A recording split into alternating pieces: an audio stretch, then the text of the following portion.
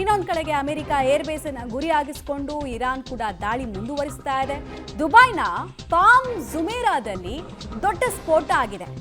Palm ಜುಮೇರಾ ಇದೆಯಲ್ಲ, ಇದು ವಿಶ್ವದ ಶತಕೋಟ್ಯಾಧೀಶರು ಇರುವಂತಹ ಜಾಗ. ಅಂತಿಂತ ಜಾಗ ಅಲ್ಲ ಅದು.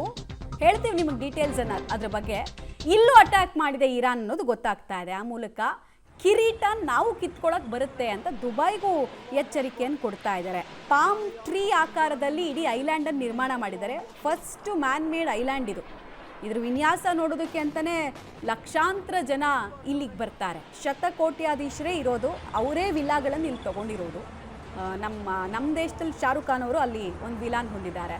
ಸೊ ಈ ಪಾಮ್ ಟ್ರೀ ಆಕಾರದ ಐಲ್ಯಾಂಡ್ ಮೇಲೂ ಕೂಡ ದಾಳಿಯನ್ನು ಮಾಡೋದ್ರ ಮುಖಾಂತರ ಅರಬ್ ಜಗತ್ತು ಶೇಕ್ ಆಗೋ ರೀತಿಯಲ್ಲಿ ಇರಾನ್ ಮಾಡ್ತಿದೆ.